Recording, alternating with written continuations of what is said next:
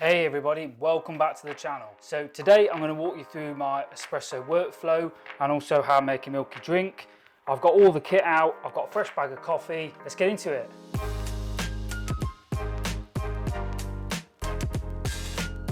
So first thing first, I'm going to show you all the equipment I use. So obviously coffee scale, we've got the Akaya Luna, not necessarily but got given it, not paid but you know what I mean, gift. Tamper, self-leveling tamper, dosing collar, some puck screens, WD-T tool, 3D printed one, milk jug, any milk jug will do really. I'll talk more about that in a bit.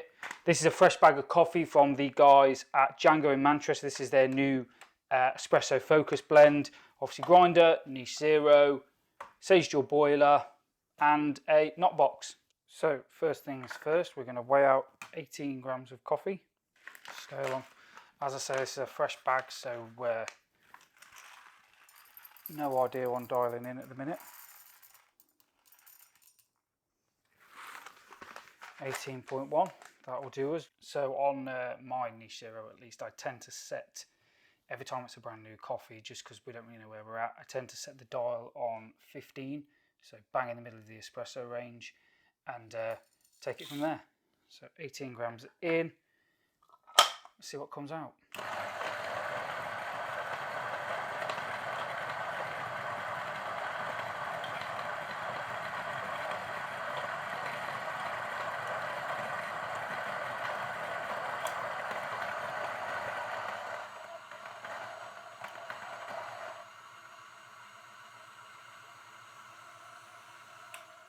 So this is without giving it a knock or a tap on the side. Let's see what we got. So I think we had 18 in, 17 and a half out. So that is pretty poor. Now, we give it a shake backwards and forwards, see what we get. 17.8. Now all I can think is this is a new coffee, different roast, all that stuff. So another tap, see what we get. 17.8. So we've lost 0.3 in the grinder, and I haven't recently cleaned it either. So just with mine, not bad retention, but yeah, let's carry on. So from there, take the portafilter out, give it a dry.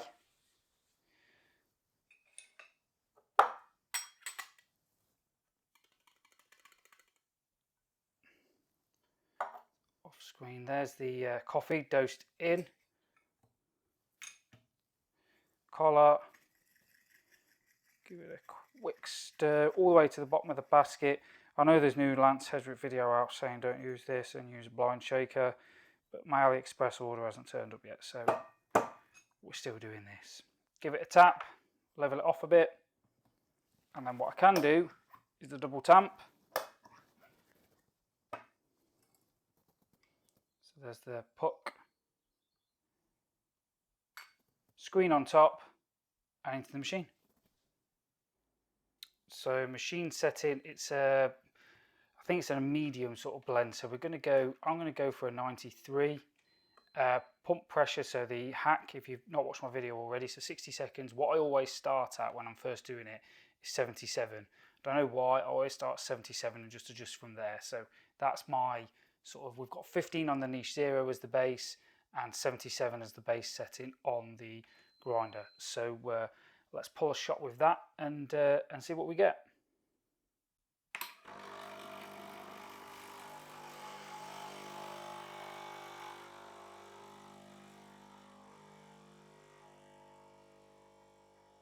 So that's risen literally to just under 9 bar. Pouring through, it's fairly quick. Just about moving to 1 center shot. We're going to pull this to about 45 as an espresso. So about 3 to 1. So 32 seconds, 46 grams with 9 bar max reducing pressure. So that's actually not far off a good first shot, to be honest with you. So yeah, there's the shot there. Plenty of crema there. That doesn't look like a bad shot at all. Let's move the scale. portafilter out. Let's give it a taste. So, don't know what just happened with the focus, so yeah, I'll just re-record this, but yeah, I've already tasted it. A little bit dark for me for an espresso, a little bit bitter. It's got some good chocolatey notes to it. It's got some good body and some good texture, but that's probably down to the niche. Yeah, not an espresso I would probably drink as an espresso. I'd definitely drink it as a milky drink. But as I say, this is from Django in Manchester in the UK. This is the first time I've seen them come out with a coffee that's purely for espresso, so it's going to be that little bit darker. This is where is this from? Rwandan red bourbon washed, and this is a lot lighter. Actually, let me show you that. Let me show you. So this is the espresso focused one that I was just drinking. As you can see, it's about a medium roast actually, if I get the light a bit better in there. But then if we move across to that Rwandan, look, you can see all that lightly coloured chaff in there. So this is a lot lighter roast. Something that they probably typically more do as well. They're more a light roaster. But anyway, let's brew a milky drink back with the espresso focused. So we're going to do the same again. 18 in. This time we'll only do 36 outlets, but 18 in. Let's see. Yeah, that's too much. Never get it right. 18.1. Let's go with that. So again, this is just straight off the grind. No taps, no bellows, no nothing. 17.6, and we had 18.1 again. So it's pretty. Whether it's this grind or not, it's holding quite a lot back. There we go, back to 18, lovely.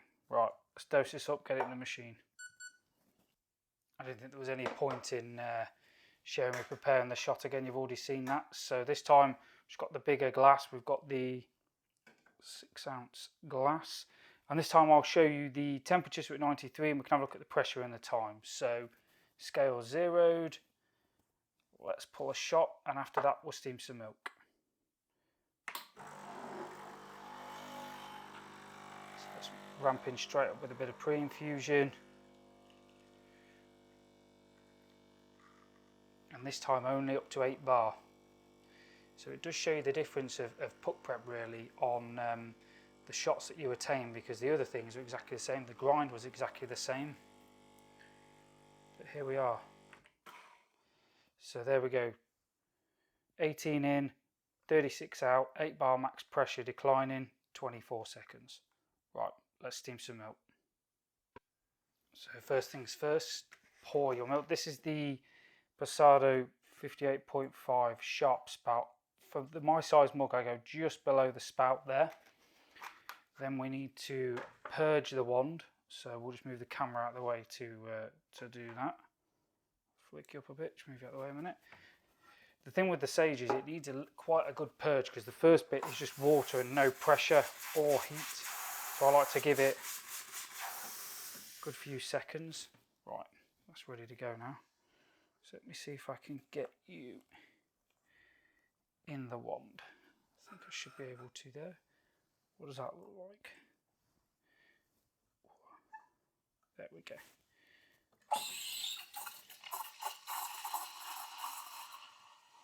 So yeah, just a few seconds of the kiss in there, and then we're straight into the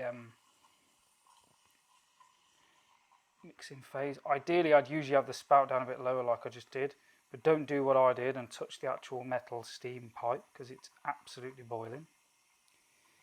Use the inadequate rubber piece. Well, that's about there. And that's another thing on this machine, you have to leave it for a few seconds afterwards, because if you don't, it will spurt it everywhere, it will spurt milk. Right, let's clean the steam one and pour some out. Right, I think the camera's set up okay, so let's just get this milk. Bit of air in it, but not too bad. Let's see what we got. It's like I feel pressured to perform. Oh, It's not great. Check out my Instagram if you want to see some things a bit better. Anyway, doesn't really matter what it looks like. All depends how it tastes. Here we go.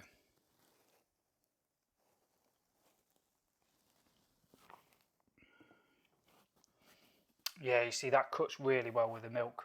That is absolutely delicious. It's that more traditional sort of chocolatey, nutty type that you would get in a chain restaurant like Starbucks, or even some of your local cafes would serve something like this, but it's just that little bit better because we've obviously controlled all the parameters. It's just basically like a bit more refined, I would say. It's the same, but just that 10% better. Little slurp in there for you as well. So guys, that is an uncut, unfiltered how I make espresso and milky drinks. So a few more tools on the way. There will be a new grinder in the way. I put a community post out. I'm stuck between the Niche, the Duo, the DF64 Gen 2 with the DLC burrs, the DF83, or the new DF83V. So if you've got any thoughts, help me out, that'd be great, because I'm watching plenty of videos and just procrastinating really and not ordering anything. Couple of extra MHW3 bomber tools should be turning up from China in the next week or so, so we'll do some videos on them. We've got a blind shaker coming, different mat, couple of screens and bits and pieces coming because it's all relatively cheap, so I thought, well, let's try it out, see how it is. Hope you guys enjoyed the video, completely uncut, keeping it pretty raw. Hopefully you like that. If you did, let me know in the comments. Hopefully you did. Like and subscribe, all that stuff. I'll catch you guys in the next one.